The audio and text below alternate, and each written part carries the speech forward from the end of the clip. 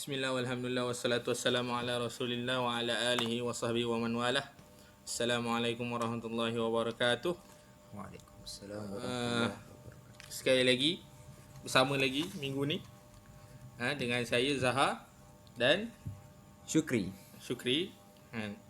Zahar dan Syukri je lah, belum ada orang lain. Kita akan sambung kita punya sembang buku Wahai Penuntut Ilmu, Abu Mutmainnah Sulaiman Ruslan. Boleh dapatkan buku dekat link dekat bawah tu. Kita ada jual jugalah. Boleh dapatkan kalau nak baca sama-sama sekali. Tak nak buang masa. Banyak ni nak baca. Kita terus baca lah. Muka surat 5, nasihat pertama. Kata penulis, nasihat pertama, ikhlas dalam menuntut ilmu. Wahai penuntut ilmu, hendaklah kamu menghadirkan niat yang ikhlas dalam berjuang untuk mendapatkan ilmu, kerana itulah yang akan memberi manfaat buat dirimu. Niat yang benar sangat penting apabila kita ingin melakukan sesuatu perkara, kerana tanpa niat yang benar maka rugilah kita dan sia-sialah amal atau pekerjaan yang kita lakukan.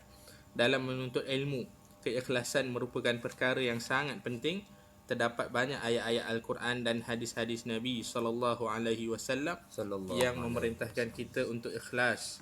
Antaranya firman Allah Subhanahu wa taala, padahal mereka tidak disuruh melainkan agar beribadah hanya kepada Allah dengan memurnikan ketaatan kepadanya dalam menjalankan agama yang lurus, dan agar mereka mendirikan solat dan menunaikan zakat, dan yang demikian itulah agama yang lurus.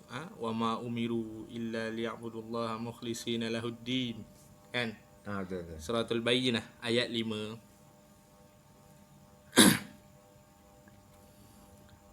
Ikhlas. Apa? Ibn Kathir kata kan, syarat amal nak diterima 2. Ikhlas dengan Bertepatan. Bertepatan dengan sunnah. Maksudnya ittiba' sunnah. Ada orang kata 3. Apa lagi? Tauhid. Tauhid bukan tak masuk dekat ikhlas. Pun masuk dalam ikhlas kan? Tapi ini pembahagian Tak apalah, tak ulama kisahlah. lah. Pembahagian ulama. Sedangkan pembahagian tauhid pun ada yang kata 3, ada yang kata 2 kan. Pembahagian ulama. Dalam ayat ini dapat kita fahami bahawa Allah Subhanahu wa taala telah memerintahkan kita agar mentauhidkan Allah Subhanahu wa taala dan memurnikan sesuatu ketaatan hanya kepadanya dan hanya kerananya. Wahai penuntut ilmu, ikhlaskanlah hatimu, kerana hati yang ikhlaslah yang akan dapat memberikan manfaat pada hari kiamat. Bukan harta, bukan kedudukan, bukan pangkat dan bukan keturunan nasab. Allah Subhanahu wa taala berfirman, iaitu pada hari tidak berguna lagi harta dan anak-anak kecuali orang yang datang menghadap Allah dengan hati yang bersih. Maka dari itu ikhlaskanlah hati dalam beramal.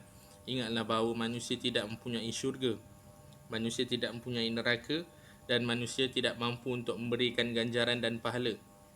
Namun yang mempunyai syurga hanyalah Allah Subhanahu wa taala, dan yang mampu memberikan ganjaran pahala hanyalah Allah Subhanahu wa taala. Sebelum sambung lagi. Ikhlas tu macam mana? Ikhlas tu. Biasa soalan basic lah. Soalan basic define ikhlas. Ikhlas lah. Biasa yang kita dengar buat something Kerana Allah. Itu yang standard lah, jawapan standard yang semua orang boleh jawab kan. Budak-budak sekolah pun boleh jawab. Jadi kau rasa boleh definisi lain? Definisi lain satu, ikhlas ni boleh jadi banyak benda kan. Dia bukan buat sesuatu kerana Allah saja. Dia satu, macam nak cakap, kerana dengan untuk. Boleh beza? Kerana dan untuk. Alamak, BM aku. Kerana dengan untuk lebih kurang sama je. Ke lain? Tak sama dah. Kerana Allah. Untuk ni macam sebab. Oh, okey. kan. Untuk ni macam sebab kerana ni kita buat kerana dia lah kan. Sebab dia lah something, kerana ni yang macam sebab kan, kita buat sesuatu tu kerana dia, sebab dia suruh mungkin, sebab ni. Tapi kita buat untuk dia. Kita makan, tak adalah orang makan untuk orang kan, tapi kita baca untuk dia. Okey. Kita macam kita baca ni, kita baca untuk orang. Kita nyembang-nyembang untuk orang. Bukan kita sembang kerana dia orang. Kan kita sembang tu kerana nak sebagai ilmu tu lah. Kan. Tapi untuk orang lah, untuk semua orang. Ada beza kan. Ikut ikhlas ni bukan semata-mata kerana lah. Tu buat untuk dapat keredaan tu. Tak, sebab macam kadang pun orang mungkin salah sangka kan, apa contoh untuk bab ibadat ni lah kan. Macam dulu lah, kita selalu cakap kan, waktu sekolah dulu pernah orang member kita buat presentation, dia kata kalau nak buat amalan, buat ibadah tu, kalau boleh jangan buat ibadah tu jangan untuk mendapatkan pahala lah daripada Allah, kena ikhlas lah. Rasa macam pelik juga. Habis tu kalau tak untuk pahala, untuk apa lagi? Bukan untuk redha Allah, untuk apa lagi? Yalah pun itulah macam kerana Allah, betul. Tapi untuk kita dapatkan ni lah pahala lah kan. Untuk kita nak dapat keredaan Allah tu, maksudnya nak dapat pahala lah. Takkan Allah redha, Allah bagi dosa. Kan? Keadaan manusia ni, ada keadaan selain pahala dengan dosa? Tak ada kan. Setiap masa mesti antara pahala dengan dosa, antara kebaikan dengan jahat kan. Redha murka tu. Redha murka. Kalau redha ni takkan dosa. Redha ni mesti pahala. Kan? Bila rahmat mesti syurga lah. Tak mustahil lah bila kita nak kata tak boleh beramal untuk mendapatkan syurga. Habis tu nak dapat Habis apa nak lagi apa yang kan? beramal kan? Itu je tujuan hidup. Kita dia kata kita beramal ni untuk dapatkan redha Allah. Iyalah redha Allah tu apa? Manifestasinya syurga lah. Kan? Dengan kau dapat redha Allah, kau masuk syurga. Maksudnya, faham tak? Bila masuk syurga ni, maksudnya kau dapat redha Allah. Apa lagi? Itulah dia. Kita benda yang sama, cuma rahmat Allah dengan syurga. Benda yang sama, tapi orang kita selalu beza-beza kan. Kan? Tu. Aku macam tu lah. Ikhlas ni bukan semata-mata kerana Allah, tapi untuk dapat. Kadang orang tak faham kerana Allah, buat sesuatu kerana Allah kan? Ini apa, macam bahasa yang pun buat sesuatu kerana Allah, buat sesuatu sebab Allah suruh. Macam tak cantik pula kan. Tak cantik pula kan. Macam kau buat pun sebab mak kau suruh. Kalau mak tak suruh, tak buat. Tu kan tak betul kan. Itu kan kalau disuruh baru dibuat, orang Melayu kata diketuk baru tengah apa? Baru jalan kan. Baru tengah dah alhamdulillah. Diketuk baru jalan. Ini satu peribahasa yang tak baik. Kan, nak menggambarkan orang tu tak baik. Sebab memang ikutkan segala aturan hidup kita memang disuruh kan. Memang disuruh. Setiap apa yang kita buat ni ada suruhan. Macam orang kata kenapa kita tak orang Islam tak makan babi? Sebab larang. Jawapan sepatutnya kita bagi sebab Allah larang. Bukan jawapan pertama, bukanlah sebab kotor ke apa. Jangan jadikan itu sebab yang pertama tu. Jadikan sebab first kali sebab Allah suruh kan. Allah suruh. Allah tak bagi. Allah tak bagi makan. Dan sebab nanti kalau kita kata kotor, tak bersih, orang kata kalau ada babi bersih, Andai Andai kata tiba-tiba pula boleh pula orang buat cuci semua jadi bersih. Macam ni hujah kita cakap. Ternakan tu bersih. Semua bersih. Apa kita nak cakap? Kadang ada orang Islam pun sendiri kadang confuse kan. Oh, tapi kalau babi bersih, dia makan lah. Bukan kita tak makan babi bukan sebab dia kotor. Kita tak makan sebab Allah tak bagi. Kan? Dia duk confuse, oh sebab dia kan makhluk yang kotor ni, makan tai sendirilah apa bagai. Itu betul kan? cumanya dia Bukan tu sebabnya. bukan sebab utama. Itu bukan sebabnya. Kena betulkan balik mindset tu lah. Kalau semata-mata dia kotor, duit dekat tempat sampah. Orang kita masih kata dia berharga, masih kata duit dah. Mana? Kata penulis, kata Al-Imam Ibn Mubarak, perkara yang pertama sekali yang harus dimiliki oleh penuntut ilmu ialah niat yang ikhlas. Ya, ikhlas. Setelah mengetahui hakikat ini, maka apa lagi yang kita harapkan dalam amalan kita selain keredaan Allah? Berhentilah daripada beramal dengan mengharapkan ganjaran daripada dunia. Ingatlah bahawa dunia ini adalah hina dan lebih buruk daripada bangkai binatang. Diriwayatkan daripada Jabir radhiyallahu anhu, sungguhnya Nabi SAW berjalan melalui sebuah pasar sementara orang ramai berada dekat dengan beliau. Beliau berjalan melalui bangkai anak kambing jantan yang telinganya cacat. Sambil memegang telinga kambing tersebut, lalu beliau bersabda, siapakah di antara kalian yang ingin membeli kambing ini dengan harga 1 dirham? Lalu orang ramai berkata, kami sama sekali tidak tertarik dengannya. Apa yang kami boleh buat dengannya? Nabi SAW bersabda, apakah kalian mahu jika ini menjadi milik kalian?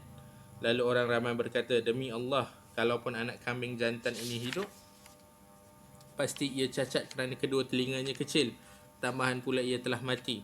Lalu beliau SAW bersabda, demi Allah, sungguh dunia itu lebih hina daripada bangkai anak kambing ini bagi kalian. Hadis riwayat Muslim.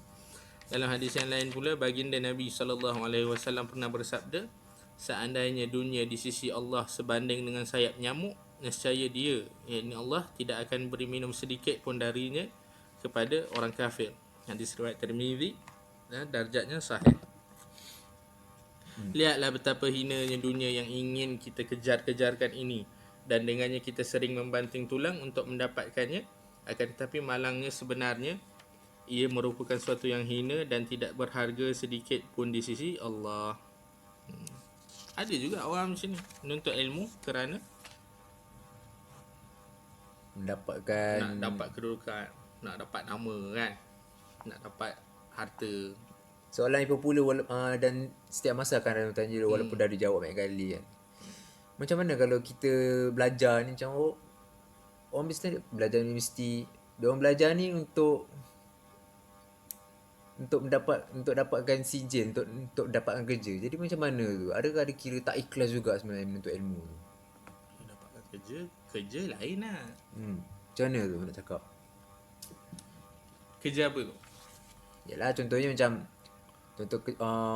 orang yang macam aku belajar bahagian dakwah kan, dakwah pengurusan Islam. Jadi aku belajar dapat sijil untuk supaya aku dapat kerja dekat JAIS ke, kat pejabat agama. Yalah, kerja apa tu? Kerja apa? Kerja pejabat JAIS lah. Aku tak tahu sebab Yalah, tak macam kerja. kalau seseorang tu kerja, contoh pengurusan zakat, ini patut dibayar. Dia memang patut dibayar kan. Sebab dia menguruskan pengurusan zakat ni bukan Yalah. kan, bukan kerja free. Dia kena Tak. dibayar. Itu tahu bab Okey. kerja tu tahu. Cumanya dia dalam dia menuntut ilmu tu. Yalah, maksudnya bukanlah dia menuntut ilmu tu untuk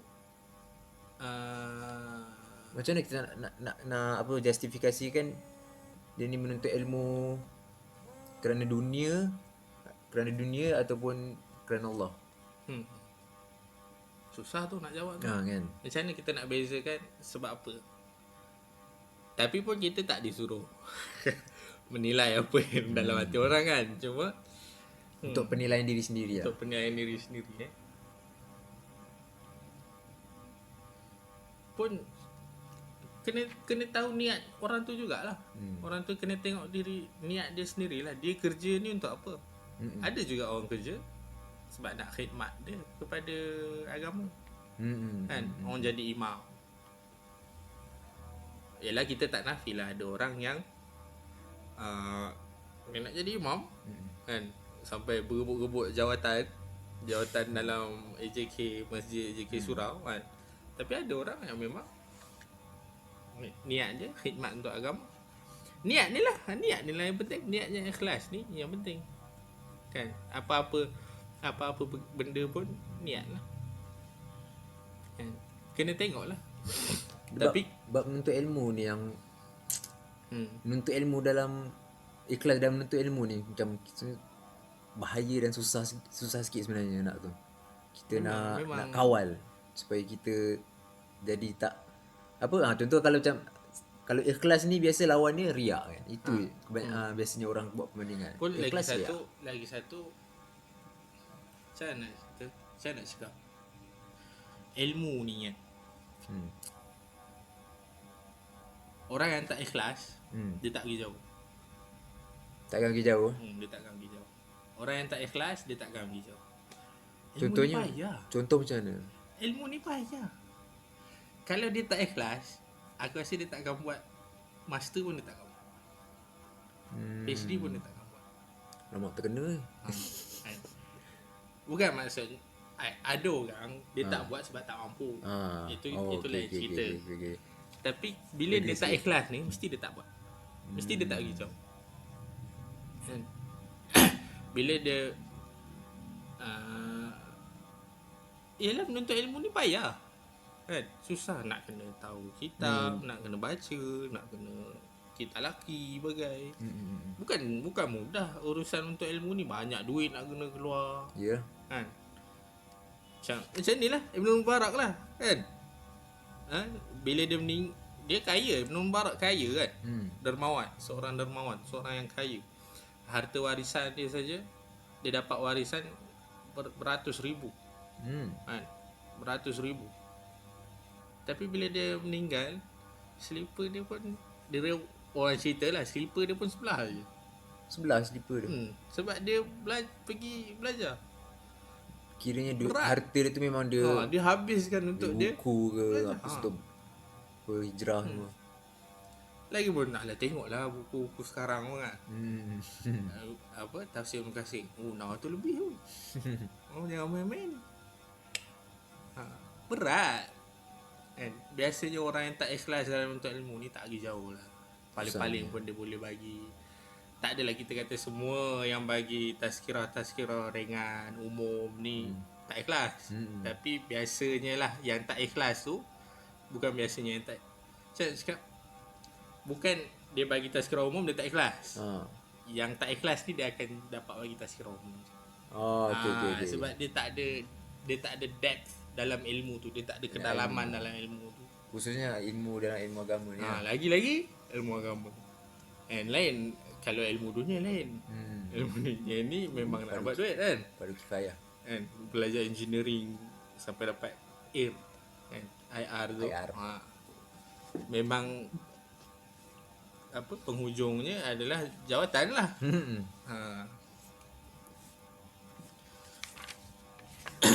Mana tadi? Amirul Mukminin. Selain itu kan. Kata penulis, selain itu di dalam hadis juga Rasulullah sallallahu alaihi wasallam pernah bersabda daripada Amirul Mukminin Abi Hafs Umar bin Al-Khattab radhiyallahu anhu berkata, aku mendengar sallallahu alaihi wasallam bersabda, sesungguhnya setiap perbuatan tergantung niatnya dan sesungguhnya setiap orang akan dibalas berdasarkan apa yang dia niatkan. Siapa yang hijrahnya kerana ingin mendapatkan keredaan Allah dan Rasulnya, maka hijrahnya kepada keredaan Allah dan Rasulnya. Dan siapa yang hijrahnya kerana menginginkan kehidupan yang layak di dunia atau kerana wanita yang ingin dinikahinya, maka hijrahnya akan bernilai sebagaimana yang dia niatkan. Hadis popular, hadis ahad paling popular. Melalui hadis ini dapat kita fahami bahawa menuntut ilmu dengan hati dan niat yang ikhlas adalah ibadah yang agung dan mulia di sisi Allah Subhanahu wa taala. Jika niat salah maka rosak dan sia-sialah amalan yang dilakukan, kerana niat juga adalah menjadi penentu sama ada amalan itu diterima atau tidak. Di bab niat ni memang Bab bab niat hati. ni, bab Di niat. bab hati ni memang Rasulullah pun tak ajar secara mendalam macam apa yang kita perlu buat. Contohnya Sebab bagi aku setiap orang beza niat ni. kan? Setiap orang beza. Sufyan Ats-Tsauri kan dia kata, tak ada satu benda yang paling susah aku nak tundukkan melainkan aku punya hati. Sufyan Ats-Tsauri. Eh, Tabi'in. Itu Sufyan Ats-Tsauri. Tabi'in tu. Tabi'in. Tabi'in. Kau Dia tabi'in. around dengan Sufyan bin Uyainah jugalah. Bukan Sufyan yang depan lagi. Dia lagi Dia lebih kurang tu lah, lebih Oh, ya kurang time tu. Tapi itu Sufyan Ats-Tsauri. Kita lagi lah. Sufyan Ats-Tsauri orang cerita Sufyan Ats-Tsauri bila dia jalan dia tutup telinga. Dia jalan kat pasar dia tutup telinga kan. Sebab apa? Orang tanya kenapa kau tutup telinga? Nanti aku ingat apa orang dengar, apa orang cakap aku ingat. Faham. Kan. Itu Sufyan Ats-Tsauri, orang yang hebat. Senang cerita, dia build for knowledge kan. Dia dicipta tu memang untuk jadi ulama. Kan. Allah bagi dia nyawa ni untuk dia jadi ulama. Yang kita ni lagi susah lagi lah kan. Senang cerita susah lagi lah. Dia zaman dia dengan yelah zaman bagus kan. Zaman yang bagus dia pun bagus. Zaman terbaik. Kita zaman yang tak bagus kita pun tak bagus. Lagilah susah. Niat ni, hati ni memang setiap orang beza. Dia sendiri yang kena tahu macam mana dia nak tundukkan hati dia. Rasulullah pun tak ajar kan macam mana kita ikhlas tu. Melainkan Rasulullah cuma ajar doa je lah. Doa supaya kita tak ada apa. Apa doa dia? Ya muqallibal qulub. Ya muqallibal qulub tsabbit qalbi ala dinik. Supaya kita tetap hati tu kan. Kerana Allah, buat kerana Allah tu lah. Benda tu kau nak pergi ke situ, itu nak sendiri untuk baca doa tu pun sendiri punya usaha. Sebab setiap orang ni ada kecenderungan yang beza kan. Ada orang suka makan, ada orang suka bercuti. Ni beza. Ada orang suka jawatan, ada orang suka harta. Ni beza ni. Dia sendiri yang kena, bagi aku lah, dia sendiri yang kena tahu apa yang dia perlukan untuk tundukkan hati dia. Betul. Dia sendiri kena tahu. Tapi antara benda yang, antara amalan yang paling, boleh kata paling mujarab lah untuk tundukkan nafsu, tundukkan hati, puasa. Betul. Hati ni bila dia tak dapat something, dia akan, nafsu ni bila dia tak dapat sesuatu, dia akan tunduk. Ayat Quran lalai sebut la'allakum tattaqun. Takwa tu maksudnya takwa lah. Takwa lah. Takwa tu takut tunduk lah.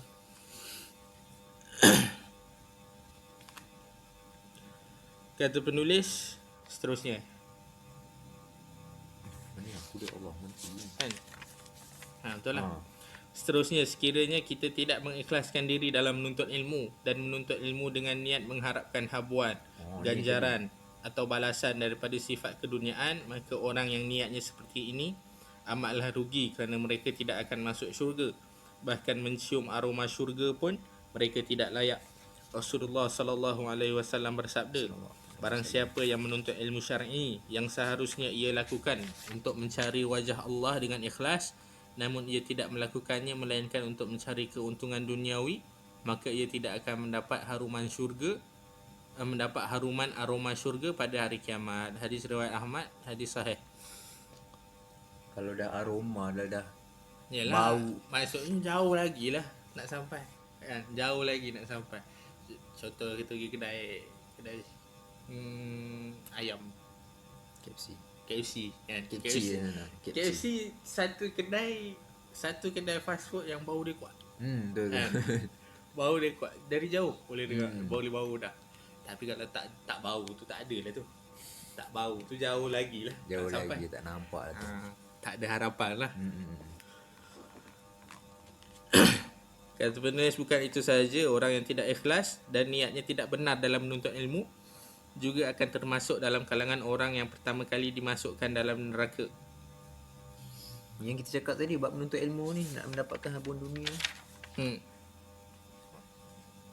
mungkin yang dimasukkan tak dapat apa macam untuk ancaman ni ataupun amaran ni untuk orang yang menuntut ilmu dia tu memang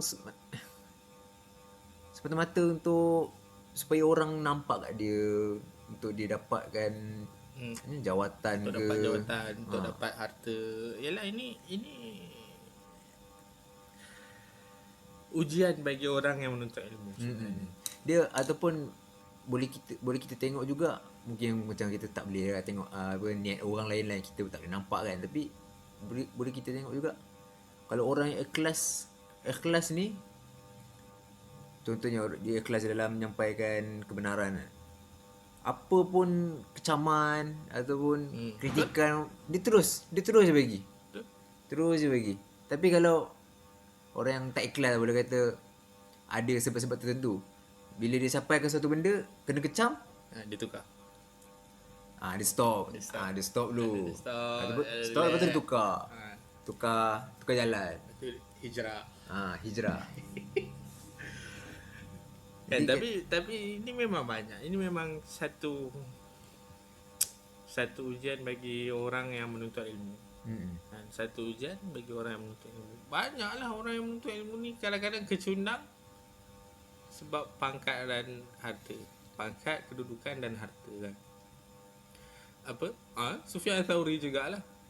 Kan, dia kata aku dikurniakan ilmu dalam Al-Quran.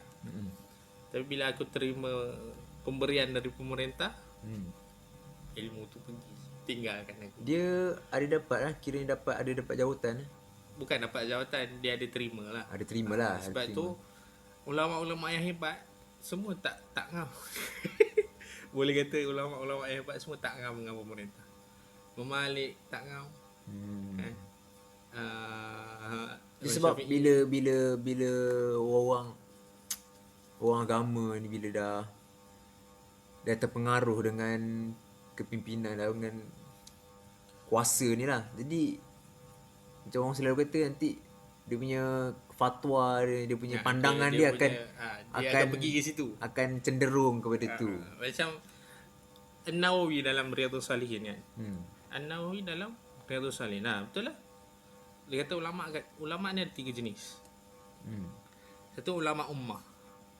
Ulama ummah Satu ulama daulah. Ulama daulah. Lagi satu ulama millah. Millah. Millah agama.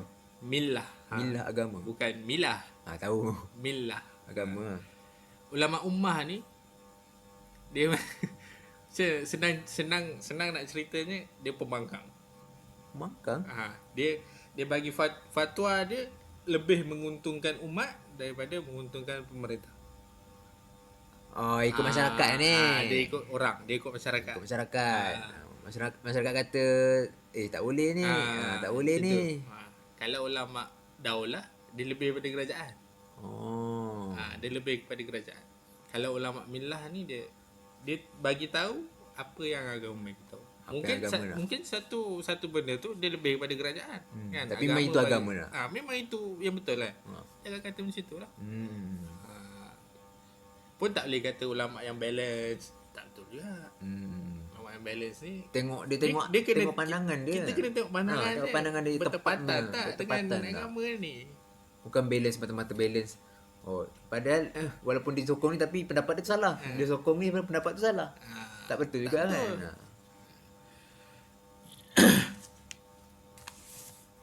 Macam mana tadi? Tapi ulama yang antara satu cerita yang aku baca lah, Bakar Abu Zaid dalam Hilyah Talabul Ilm. Hilyah Talabul Ilm, dia kata guru dia duit pun tak kenal. Duit tak kenal? Duit pun tak kenal. Macam impossible. Macam impossible, tapi itulah ceritanya. Duit pun dia tak kenal. Diceritakan macam tu lah. Kata guru dia, kalau akal Asy-Syankiti kan, Ashanti dari Mauritania. Aku susah nak sebut Mauritania ni. Singkit lah. Orang Singkit ni dia punya belajar memang tradisional tapi hebat-hebat orang dia. Ashanti ni datang dekat Arab Saudi, tak ada apa. Dia datang tu dengan tak ada apa, kosong. Tak ada apa. Dia datang dengan bawa ilmu sajalah. Kan? Nak belajar ke nak mengajar? Bukan, dia tak sure lah. Tapi dia Ashanti kata, kalau aku nak dapat jawatan, aku nak dapat dunia, aku tahu macam mana aku nak dapat. Tapi aku tak pergi. Sampai itulah, sampai dia ceritakan duit pun dia tak tahu. Dia tak kenal. Itu orang hebat lah. Kita orang biasa-biasa. Tak kenal. Sposin tepi jalan mengkutip. Kan? Rezeki katanya. Pun tak boleh tolak kan. Tapi tu apa, harta yang jumpa apa, aku lupa lah dia punya istilah, luqatah. Ni lain cerita lah, panjang lah cerita. Harta jumpa ni apa nak kena buat. Oh, tahu. And cerita bandel. Oh, bandel tu. Tahu. Bandel dapat duit berapa banyak ke kan. Ibu tau yang dia pergi viral kan tu apa? Silap dia lah, dah kena bagi dekat apa kerajaan negeri. Pergi viral kan. Lah, viral ni. Viral. Jangan viral lah. Jangan viral sangat lah. Ni aku kata nikmat ni jangan menunjuk sangat. Nikmat kena sebut. Tapi jangan menunjuk sangat. Tapi Nanti penyakit Ain datang, Ain. Tapi tunjuk dekat orang yang perlu lah, yang perlu, patut lah, yang patut, yang kita percaya kan. Percaya lah. Jangan tunjuk kat semua orang. Yalah, nanti penyakit Ain. Betul. Entah tahu apa tu kena penyakit Ain tu yang tak tahulah. Tak tahulah kan. Ain ni betul kan. Dia kata Ain ni benar. Ainul haq. Kalau ada yang boleh mendahului takdir, Ain lah kan. Bukan Ain ni. Aku tak dapat faham lagi maksud dia tu macam tu. Yalah, itu lain kali. Nanti kita baca bab takdir ke kan. Ada buku bab takdir tu kan. Risalah apa? Peace Umar punya surat. Oh, yang tu. Kan Umar punya surat kepada Abu Musa, tak silap. Kan. Tu kalau kita baca nantilah akan datang. Kita nak habiskan buku ni dulu. Kata penulis dalam sebuah hadis sahih, Rasulullah sallallahu alaihi wasallam menyebutkan ada 3 orang yang pertama kali dimasukkan dalam neraka. Di antaranya ialah beliau bersabda, dan seorang yang menuntut ilmu dan mengajarkannya serta membaca Al-Quran. Ia dihadapkan dan diberitahukan nikmat-nikmat Allah kepadanya, dan ia mengakuinya lalu ditanyakan kepadanya, apa yang telah kau lakukan kepadanya? Ia menjawab, aku menuntut ilmu dan mengajarkannya serta membaca Al-Quran keranamu. Lalu Allah Subhanahu Wa Taala berfirman, engkau dusta, akan tetapi engkau mempelajarinya agar engkau disebut orang yang berilmu, dan engkau membaca Al-Quran agar engkau dikatakan sebagai seorang qari, dan hal ini sudah engkau dapatkan. Kemudian wajahnya diseret dan dimasukkan ke dalam neraka. Seret tu. Hadis riwayat Muslim. Muslim Hadis riwayat Muslim. Nak cek. Sahih. Kena cek. Bukan bila orang kata sahih ke tak, kan bila kita kata hadis riwayat Muslim, orang tanya sahih ke tak, maksudnya bukan sahih hadis tu sahih ke tak, sahih ke ada dalam sahih ke ada dalam Muslim. Itu je kita nak tanya. Jangan kadang ustaz-ustaz ni pun kan, jangan trigger sangat. Jangan cepat trigger. Kita kena kata Syekh Bakar Abu Zaid kan, nak jawab soalan, kita kena faham soalan. Kita kena eliminate apa-apa ke possibility makna soalan tu, baru kita jawab. Ni macam hadis ni kan. Dia buat kata orang mengajar Quran. Lepas tu yang aku perasan tadi apa? Kau baca Al-Quran agar engkau dikatakan sebagai seorang qari. Macam mana yang qari-qari yang terkenal? Yang banyak negara-negara kan. Semua musabaqah tu kan, tilawah tu kan. Baca dengan tilawah apa pun tilawah lah kan. Tak tahulah. Bagi aku lah. Aku tak tahu sebab ni pun anjuran JAKIM kan, badan-badan Besar. agama yang besar dalam Malaysia. Even tak Tapi rasa bagi ni. aku apa perlunya kita pertandingkan bacaan Al-Quran ni? Kan? Aku tak dengar juara-juara ni jadi imam Ada sebenarnya. kan. Tapi just imam. Yang meninggal tu siapa? Ustaz Hasan, Hasanuddin. bukan alah, bapaknya Jaluddin Hasan. Oh. Kan yang ni Iqra punya ni kan. Tahu. Tak jadi imam. Ya. Tak jadi imam. Aku tak tahu dia jadi imam. Dia orang bukanlah imam. Just Bukan imam tarawih. tak bukan imam masjid yang utama yang tu lah tak maksudnya. niagat pun jadi imam negara. Sesuatu apa perlunya? Bagi aku lah, mungkin aku yang tak faham lah, tapi persoalannya apa perlunya kita buat tandingan? Nak tunjuk apa? Kalau daripada secara umum kita tengok tujuan mungkinlah diorang punya buat paper plan apa semua akan cakap ni untuk apa menghayati ayat-ayat Quran ni. Tahulah, tapi dari segi apa yang kita nampak, pertandingan ni hanya boleh kata tengok siapa punya tilawah tu. Apa panggil? Taranum. Taranum. Dia tadi tak sampai lah perkataan tu. Taranum siapa yang paling sedap kan? Lenggok-lenggok siapa yang sedap dengan mendapati tajwid kata macam tu lah kan.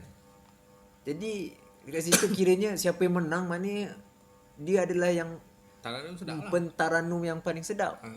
Pun tak jadi imam. Takut termasuk dengan Iyalah, pun dalam ni. sekalipun dia menang, maksudnya dia taranum paling sedap. Aku tak nampak dia jadi imam Masjidil Haram. Memang jadi haram pun tak ada masuk pertandingan tu Masjidil Haram pun tak masuk. Tapi bila orang nak baca Quran pakai lagu apa? Sudais, Syuraim. Orang tak pakai taranum-taranum ni. Kan juara-juara kari ni. So aku tak tahu. Wallahu alam lah apa dia punya. Aku tak ada nak kata dia orang ni. Diorang lah kan. Aku tak kata dia orang ni nak dapat nama apa. Tapi aku tak tahu apa sebab nak buat pertandingan. Kiranya nampak manfaat dia tak nampak lah. Aku tak nampak apa manfaat yang besar. kecuali itulah. Alunan suara tu je lah. Itu je. Nak tengok alunan suara itu je. Aku tak nampak selain tu lah kan. Tak ada pun. Tapi janganlah kita salah ambil pula hadis Nabi yang kata Nabi suka baca Quran dengan tu. Itu Zainul Quran. Zainul Quran lah. Hiasi dengan suara Quran dengan suara kamu. Suara. Yang kita salah ambil pula hadis tu. Sebab itu pun ada. Itu dalam solat pun boleh, bukan untuk tu kan. Sebab itu pun ada beza pendapat. Itu pun ada beza. Hiasi itu taranum ke tajwid? Iyalah. Kan. Hiasi itu taranum ke tajwid. Pun nak menghayati ayat Quran, baca sendiri aku rasa. Dengar pun tak apa, cumanya kalau tapi kalau tak faham pun, kalau tak tahu juga, tak boleh juga. Ini peribadi aku je lah. Dari segi untuk bertaran dengan lenggok taranum yang hijaz sama tu semua tu kan, lenggok-lenggok taranum itu menyebabkan kita pun kadang susah nak dapat tangkap perkataan dia. Sebab kan macam dia punya taranum kan cara baca lambat macam tu lah kan. Untuk masuk perkataan sebenarnya, bila masuk ni apa perkataan dia ni, apa perkataan dia ni. Jadi untuk menghayati tu payah lah. Kalau kita tengok kat rumah ada je tulis, dia ada tulis lah kan. Ini kalau dengar radio lah, dengar radio kan. Pun kalau tak faham, tak baca tafsir, aku rasa tak boleh lah nak tenang kan. Kadang orang dengar Quran ni untuk tenang kan. Boleh lah. Cuma nak menghayati, kalau kata nak menghayati ni banyak cara lain lagi kot. Boleh buat belajar kan. Belajar pun boleh menghayati, belajar tafsir. Bukan tak banyak guru tafsir kat Malaysia ni kan. Nasib baik je hari tu puasa PKP kan. Kalau tak Darul Kausar, Maulana Asri kan, Maulana Hadi pun buat dah. Biasa dia orang buat dah daurah tafsir ni sebulan. Ya. Sampai habis habis satu Quran. 30 juzuk. Habis. Satu hari nak habiskan satu juzuk. Adalah cara dia. Ada cara, ada teknik ada dia. cara dia. Dia ajar kaedah tafsir Ada dulu, kaedah. dia ajar usul. Nanti tak adalah lama-lama sangat dekat satu ayat dah faham dia punya usul kan. Kalau dah faham usul ni senang lah. Kau punya usul dah apa kukuh kan. Kukuh.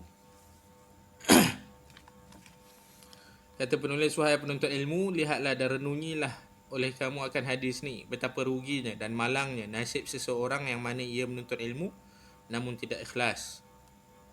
Dan di antara maksud yang dapat kita fahami daripada hadis di atas ialah orang yang berpotensi untuk masuk dalam hadis ini ialah orang yang mempunyai prestasi, keilmuan dan kedudukan yang tinggi dalam agama, dan keilmuannya itu diperakui dan dikagumi oleh masyarakat. Ya, kiranya diorang ni golongan yang Bukan biasa-biasa. kena aware, kena Dia kena aware lah. aware lah benda, jangan sampai ada timbul riak diorang Sebab dalam. tu Saimin tak silap, Syekh Ahmad Saimin, dia ada keluarkan buku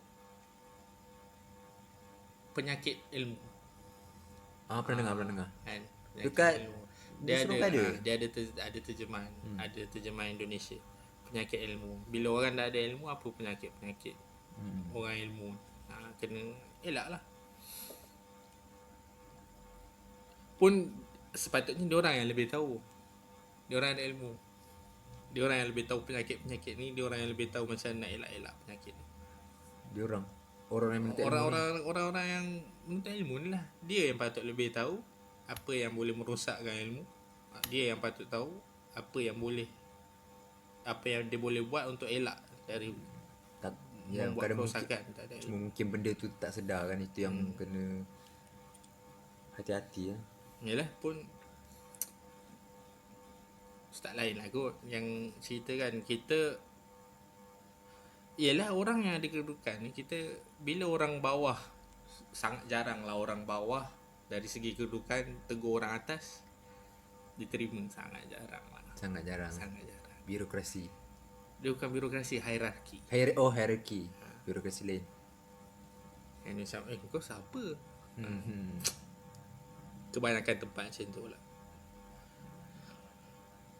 Kata penulis, Nabi SAW bersabda, orang-orang munafik yang terbanyak di tengah umatku berasal daripada pembaca Al-Quran. Hadis riwayat Ahmad. Hal ini kerana ia menjadikan Al-Quran sebagai alat atau sarana untuk mendapatkan dunia dan bukan untuk mencari keredaan Allah. Ni orang yang Kita tak cakap siapa-siapa lah. Sendiri ingat. tak lah, aku pun macam sebab aku pun keluarga tak pernah ada yang meninggal, melainkan ayah aku meninggal pun kat kampung kan, jadi tak tahulah. Macam orang selalu cerita apa orang minta upah untuk baca Quran. Aku pun tak tahulah benda ni betul ke ada orang buat macam tu, tapi katanya macam kawasan-kawasan kampung, orang yang tradisional memang ada buat benda-benda tu. Minta upah untuk baca Quran. Aku tak tahulah. Walaupun banyak orang pakai hujah tu tak boleh, jadi aku tak tahu betul ke ada orang buat. Aku tak percaya. Kau baca Quran tapi minta upah.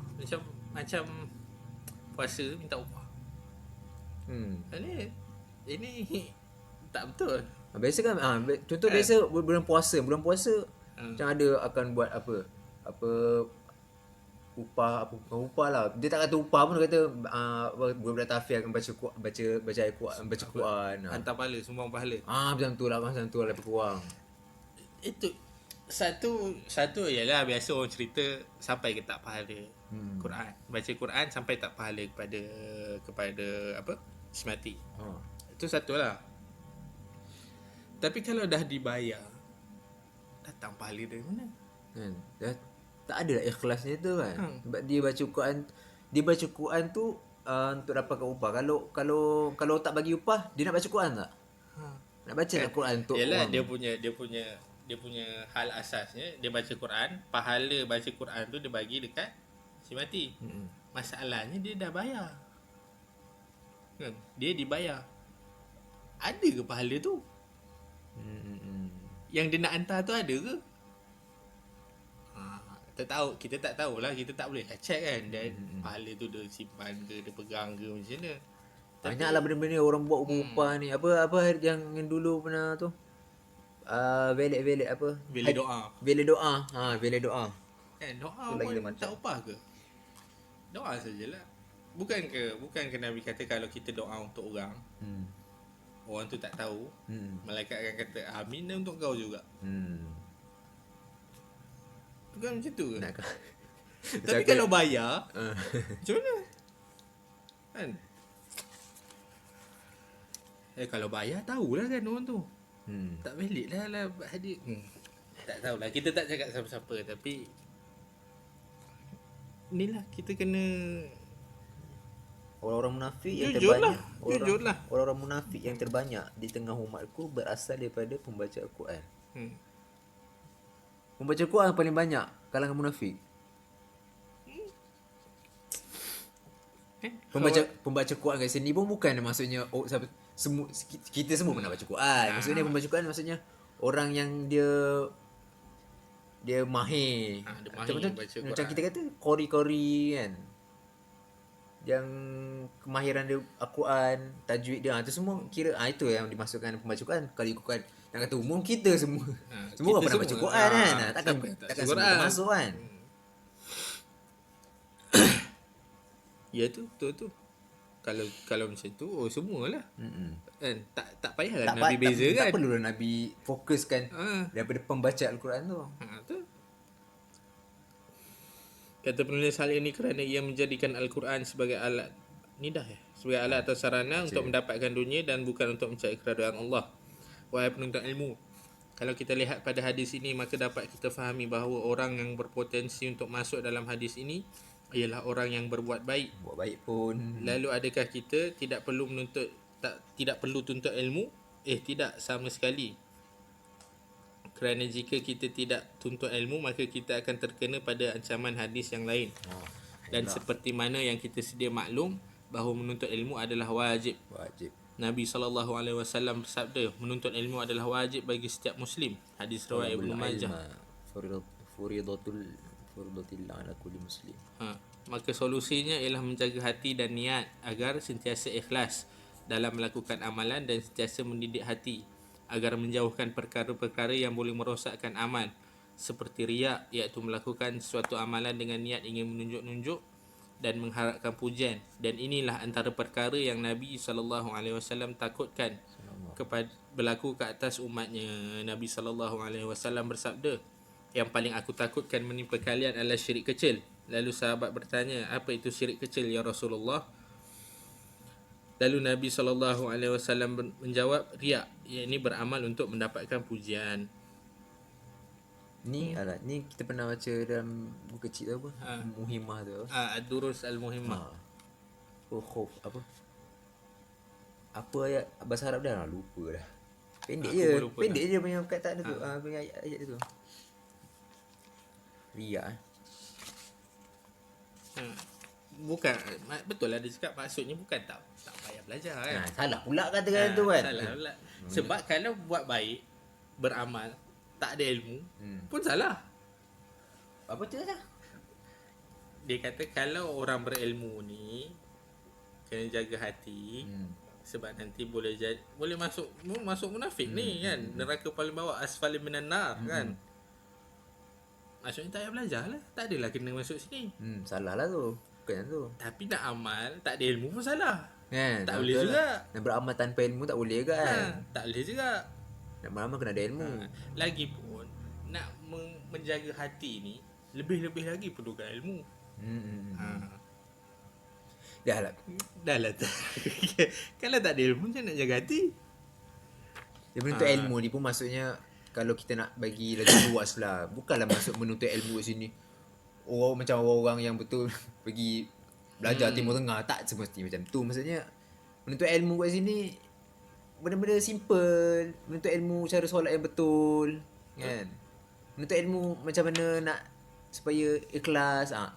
Menuntut ilmu tu benda-benda kecil tu, kira menuntut ilmu juga tu. Menuntut ilmu macam nak elakkan riak, elak riak. Bukan kita tazkiyatun nafs. Tazkiyatun nafs. Bukan dulu kita pernah cakap ke? Riak ni tak boleh dielak kan? Maksudnya benda tu dah datang, kita hanya istighfar. Kita kena Dia datang, kita cuma boleh dismiss. Dismiss Kita tak kan. boleh prevent. Kita tak boleh halang. Sebab benda tu datang, betul Nabi kata benda yang paling Nabi takut pada sahabat ni. Nak bayang sahabat orang paling paling baik lah. Kalau nak cerita ikhlas ni sahabat lah paling Paling ikhlas lah kan. Tapi Kan? Nabi takut pasal riak ni dekat sahabat. Ikhlas ni sebelum kan. Ikhlas ni sebelum. Riak ni datang lepas.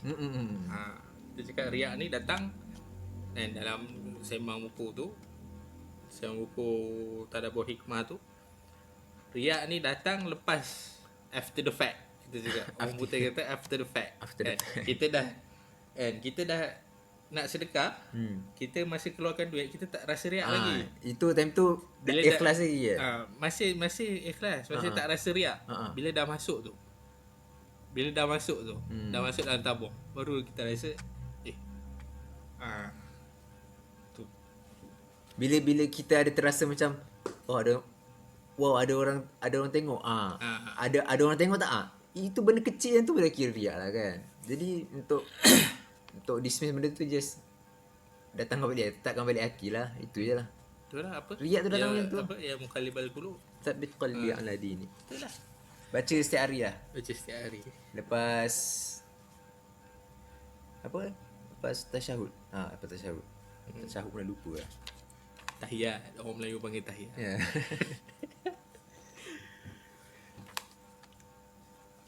Macam mana? Ni yang bawah. Wahai lah.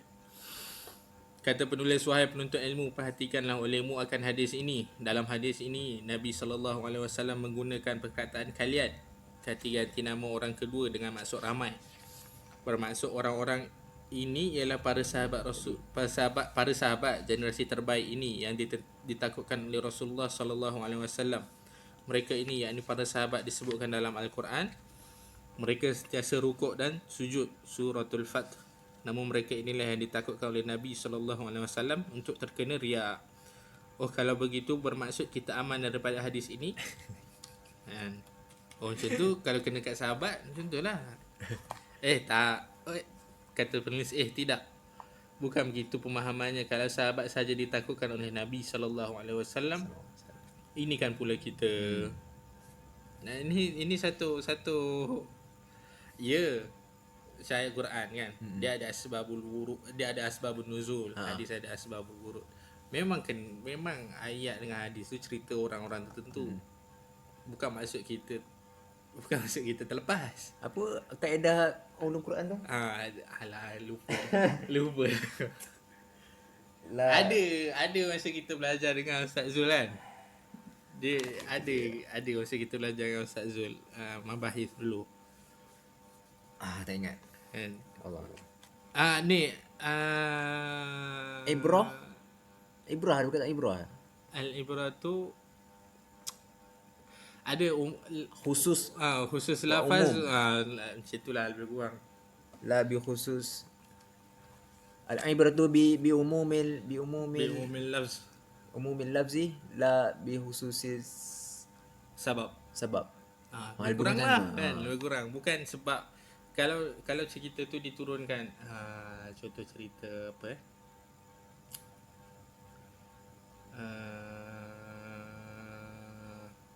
alamak, lupa lah cerita. Nama a'malu binniat tu kan. Senang. Kan orang kata cerita dia, orang katalah walaupun Banyak kajiannya setakat yang dikaji tak ada kena-mengena pun dengan cerita orang tu. Orang yang hijrah untuk kahwin. Maksudnya bukan hadis tu terpakai untuk dia je. Pakai untuk semualah kan. Terpakai untuk semualah. Tapi ada hadis yang orang kata terpakai untuk dia je. ada khusus maksudnya. Dia ada khusus untuk orang, Untuk satu orang saja. contohnya hadis apa?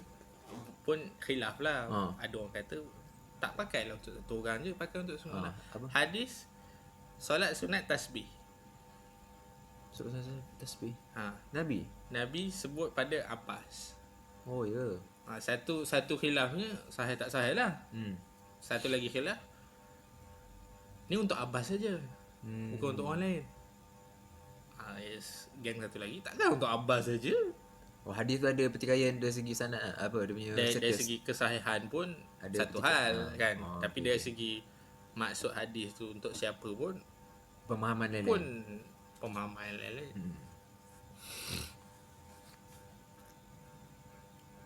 Oleh itu para ulama amat takut akan pujian, sangat takut untuk terkenal. Ayub As-Saktiani kata Al-Imam Az-Zahabi, beliau ini sayyidul ulama, pemimpinnya ulama pada zamannya.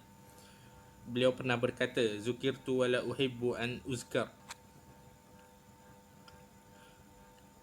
Aku sering dan selalu disebut-sebut orang dan dipuji-puji orang, sedangkan aku tidak suka dibuat seperti itu. Imam Ahmad pernah berharap dapat pindah ke sebuah lembah di kota Mekah kerana dia berasa tersiksa disebabkan keterkenalannya dan berkata, aku terfitnah dengan populariti. Imam Nawawi juga tidak menyukai pujian. Dikatakan orang-orang pada zamannya memberi gelaran kepadanya dengan gelaran Muhyiddin yang bermaksud penghidup agama. Al-Imam As-Sakhawi membawakan kalam Imam An-Nawawi. Imam An-Nawawi berkata, aku tidak halalkan orang yang memberikan gelaran Muhyiddin pada diriku. Bukan Bukan PM. bukan Muhyiddin PM Bukan Muhyiddin PM. Muhyiddin gelaran. Ini gelaran. Gelaran Imam An-Nawawi. Muhyiddin orang yang menghidupkan agama. Hisham Ad-Distawai, ulama yang dikatakan oleh Imam Ahmad, adapun Hisham, jangan engkau tanyakan seorang pun tentang dirinya. Maksudnya disebabkan kealiman dan kesolehan orang seperti beliau, tidak perlu ditanya lagi soal keikhlasannya. Namun beliau sendiri, yakni Hisham, tidak berani untuk mengatakan beliau ikhlas dalam menuntut ilmu walau dalam sehari. Beliau berkata, aku tidak berani mengatakan walau dalam sehari bahawa aku ikhlas dalam menuntut ilmu. Dan Al-Imam Az-Zahabi apabila mendengar perkataan ini, lalu beliau memberi pendapat dengan mengatakan, begitulah juga pada diriku. Al-Imam Ad-Daruqutni. Daruqutni ke Daruqutni? Tak tahulah dalam bahasa Arab dia. Aku pun tak tahu. Dahulu pada waktu pertama kali kita belajar, kita datang ke sebuah masjid untuk mendengarkan ceramah. Kita tidak ikhlas, akan tetapi setelah belajar dan belajar, akhirnya ilmu itu mengarahkan hati saya untuk ikhlas kepada Allah. Saya tutup pembahasan dalam bab ini dengan suatu kisah yang sangat memberi kesan buat kita dalam pelajari keikhlasan dalam menuntut ilmu. Suatu hari Sulaiman bin Mihran Al-A'mash menceritakan, suatu hari aku bersama dengan guruku Ibrahim An-Nakhai yang ketika itu sedang membaca Al-Quran. Tiba-tiba seseorang meminta izin untuk masuk berjumpa dengannya. Lalu beliau dengan segera menyembunyikan Qurannya dan berkata kepadaku, aku tidak mahu dia melihat aku sering membaca Al-Quran setiap waktu.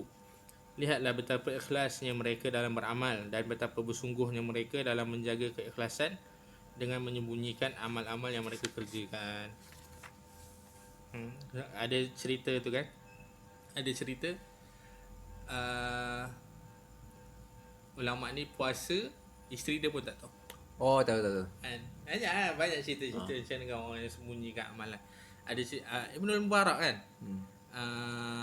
Cerita Ibnul Mubarak masa pergi jihad, tak silap aku ingat yang lupa. Masa dia pergi jihad, ada malam tu dia buat qiyamul lail. Rupanya kawan dia tak tidur. Dia marah kawan dia. Dia marah, kau jangan cerita orang ni. Ada juga kisah ni yang dekat tu aku pernah dengar. Seorang lelaki ni dia minta isteri tolong kejutkan dia untuk qiyam. Lepas tu dia dah bangun awal, jadi dia qiyam dulu lah. Dia qiyam dulu, lepas tu tidur balik. Lepas tu isteri dia bangun kejut dia, bangun isteri dia bangun pula untuk kejut dia qiyam. Dia qiyam balik. Kiranya dia qiyam dah lama, dia qiyam lama gak lah sebenarnya. Dia tak nak bagi tahu isteri dia yang dia dah qiyam dulu lah macam tu. Qiyam yang ikhlas ni. Tapi ni sebab dah minta tolong isteri, kenalah juga. Kan? nak kena pula nanti dah minta tolong tak bangun. Isteri kan. Saya hebat lelaki, isteri juga yang boleh marah dia.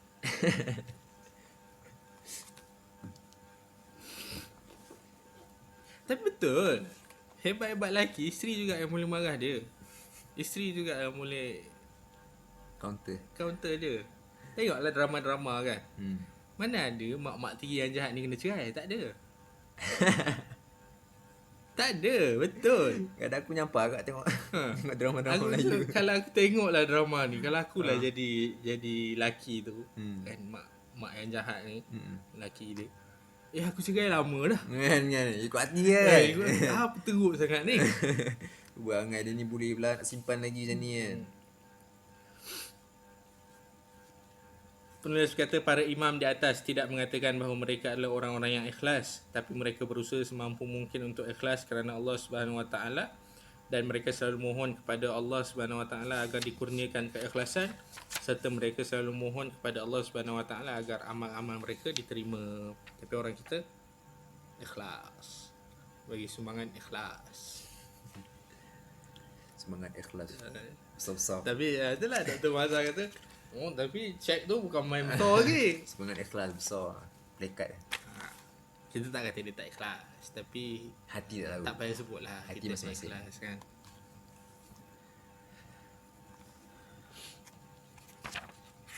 Yang belakang ni tinggal kata-kata ni. Kata penulis, maka begitulah seharusnya juga kepada diri kita wahai penuntut ilmu. Syekh Saleh Fauzan pernah memberi nasihat kepada penuntut ilmu. Beliau berkata, saya ingatkan kepada kamu anak-anakku sekalian, jangan sampai kedatangan kamu ke sini hanya untuk mencari gelaran atau populariti, kerana gelaran tidak ada manfaatnya sama sekali. Apa yang harus kamu fikirkan ialah apa yang kamu boleh berikan kepada umat. Jagalah keikhlasan. Kadang orang pergi belajar Al-Madani, Al-Azhari. Oh, nak dapat apa tu? Apa tempat belajar? Kita tak kata semua. Lakop apa? Lakop. Kita tak kata siapa-siapa. Kadang itu orang yang bagi kan. Kadang itu orang yang bagi. Tapi pun kadang dia pergi sebab nak orang bagi gelaran tu. Itu pun tu kena Kita tak kata siapa-siapa lah. Tapi ada. jaga tu, kena masing-masing kena jaga hati. Kata penulis, seorang ulama salafus salih pernah berkata, sesungguhnya ilmu yang engkau dapatkan itu tergantung sedalam apa keikhlasanmu. Kata Syekhul Islam Ibn Taymiyah, kelazatan yang akan kekal selepas mati dan di hari akhirat ialah kelazatan ilmu mengenali Allah dan beramal kerananya. Makrifatnya. Ilmu itu tidak dapat dibandingkan dengan apa pun juga bila niatnya lurus dan benar. Imam Ahmad. Ikhlas itu apabila lupa pandangan hamba kerana sentiasa teringat pada pandangan Allah. Siapa yang cakap? Meninggalkan suatu amal kerana manusia adalah riak dan beramal kerana manusia adalah syirik. Manakala ikhlas ialah ketika Allah menyelamatkan dirimu daripada dua perkara tersebut. Tinggalkan amalan kerana manusia pun riak. Sebab apa dia datang? Dia dah datang mindset nanti orang tengok. Tapi macam yang nak tadi macam mana cakap? Macam mana? Yang kisah yang ni tadi. Yang dia tengah baca Quran, betul ada orang datang, dia tutup Quran dia. Supaya dia kata tak, supaya tak nak orang tengok dia selalu baca Quran. Tu macam mana? Tapi dia buat. Ini jenis aku tak nak baca Quran nanti orang tengok. Dia tak buat langsung lah. Dia tinggalkan sebab okey. Kan ada apa? Tak nak pergi sembahyang jemaah. Sebab nanti orang tengok. Nanti orang kata aku riak. Itu pun riak dah. Itu dah riak dah sebenarnya kan. Segala sesuatu yang dilakukan bukan untuk mencari redha Allah, maka ia akan menjadi sia-sia. Rabi' bin Khuthaim. Amal yang dilakukan tanpa keikhlasan dan meneladani Rasulullah sallallahu alaihi wasallam bagaikan seorang musafir yang memenuhi bekalannya dengan pasir. Lalu pasir itu hanya memberatkan dirinya dan tidak memberikan apa-apa manfaat untuk dirinya. Ibn Qayyim. Apa? Tadi Ibn Katsir kata kan? Ikhlas dengan ittiba'. Orang yang ikhlas adalah orang yang menyembunyikan kebaikan-kebaikannya sebagaimana ia menyembunyikan segala keburukannya. Ibn Qayyim. Ada satu buku tajuk dia Al-Akhfiya. Orang-orang yang menyembunyikan amalan. Orang-orang yang menyuruhkan amalan. Orang yang ikhlas tu? Orang yang ikhlas tu. Dia suruhkan amalan dia. Kan kadang ada. Macam mana cakap? Adalah orang-orang tertentu kan. Orang-orang yang kita kenal, yang aku kenal sekali pun. Dia baca Quran. Bila kita masuk bilik, Faham. ada orang yang kita kenal macam tu. Kan? Dia tak nak tunjuk, dia tak nak tunjuk lah orang-orang yang bagus. Ni orang-orang yang bagus. Sesungguhnya awal daripada ilmu itu adalah dengan lurusnya niat, kemudian mendengar dengan baik, memahaminya dengan benar, mengamalkannya dengan bersungguh-sungguh, menghafalkannya dengan tekun, dan setelah itu baru menyebarkannya. Abdullah ibn Mubarak. Kebaikan hati bergantung kepada kebaikan amal, dan kebaikan amal tergantung kepada kebaikan niat. Mutarrif. Sesungguhnya jika kamu menuntut ilmu untuk kamu amalkan, maka ilmu itu akan membahagiakanmu. Tapi jika kamu mencari ilmu bukan untuk diamalkan, maka ianya hanya akan menambahkan kesombongan. Malik bin Dinar. Harim bin Hayyan pernah berkata kepada Uwais Al-Qarni, nasihatilah aku. Lalu beliau menjawab, jadikanlah kematian sebagai bantalmu saat kamu tidur, dan jadikanlah ia di kelopak matamu. Jika kamu bangun, berdoalah kepada Allah untuk memperbaiki hati dan niatmu. Kamu tidak akan pernah mampu mengubati sesuatu yang lebih berat daripada mengubati hati dan niat. Ada kalanya hatimu bersamamu, tetapi niatmu malah berpaling daripadamu. Dan ada kalanya hatimu berpaling, namun niatmu menghampiri. Dan janganlah kamu melihat kepada kecilnya dosa, tapi lihatlah kepada keagungan zat yang kamu maksiati. Sifatus Safwah. Bila kita tidak dikenali oleh penduduk dunia, biar kita tidak dikenali oleh penduduk dunia, namun kita terkenal pada penduduk langit. Tapi kalau dengan penduduk langit kamu tak nak terkenal, mustahil lah. Kira mustahil lah bila kau orang yang bagus. Memang dikenali oleh penduduk langit lah. Kan amat mustahil. Senang cerita, nasihat Uwais Al-Qarni ni senang cerita, cukuplah mati sebagai peringatan. Tak tahu, kita tahu bila kita mati. Ingat hati kan. Niat tu. Orang kata, selalu orang kata fikir masa depan. Fikir masa depan.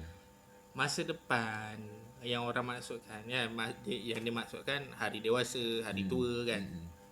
Masa depan hari dewasa, hari tua ni tak pasti. Tapi masa depan akhirat, itu semua orang Masa depan yang pasti lah kita ambil. Masa depan yang pasti. Masa depan yang pasti. Kata Mufti Meng, apa jaminan kau akan hidup esok? Apa jaminan kau boleh hidup 10 saat lagi? Tak ada jaminan. Cukuplah. Habislah nasihat pertama ni. Minggu depan kita akan masuk nasihat kedua. Jangan sering pergi ke tempat-tempat mewah. Ni bahaya. untuk ilmu tak boleh pergi hotel. Aduh, macam mana ni? Tak lagi shopping, Belajar tahfiz tak boleh makan kat hotel tak boleh makan KFC. KFC tak mewah. Mewah tu. KFC tak mewah. KFC tu dah mahal lah ke? KFC semua orang pergi. Oh ya ke? Semua orang pergi. Mewah ni orang tertentu je. Kadang kedai nasi bukit tempat kau tu orang tak pergi sebab mewah. Sekarang pun tak pergi sebab PKP. Cukuplah sampai situ. Minggu depan kita sambung lagi. Macam biasa, yang nak beli buku boleh tengok link kat bawah tu. Kita ada sediakan link untuk pembelian buku lah. And macam biasa, like, komen. Aku lupa tambah minggu lepas, share dan subscribe. Sekarang kita ada kurang dari 10 orang. Mungkin kita boleh buat satu giveaway bila sampai certain tahap. Giveaway apa? Giveaway buku lah. Kita buku lah. nak bagi apa lagi? Kita duit tak ada. Buku ada. Buku. Like, comment, share dan subscribe. Minggu depan kita jumpa lagi. Waktu yang sama? Tak juga kan? Waktu yang sama. Kita cubalah. Kita cuba waktu yang sama. Kita upload waktu yang sama. Sama. Kita upload hari dan waktu yang sama lah. Kita cuba. Yang kita ni jumpa tak tahu. Yang kita recording ni lain. Kita recording lain. Mungkin sebab kita bila dengar tu, bila viewer dengar tu, mungkin ada isu-isu yang agak lapuk. Faham lah, kita recording ni hari lain. Subhanakallah wa bihamdika asyhadu an la ilaha illa anta astaghfiruka wa atubu ilaik. Wassallallahu ala Muhammad wa ala alihi wa sahbihi wasallam. Walhamdulillahirabbil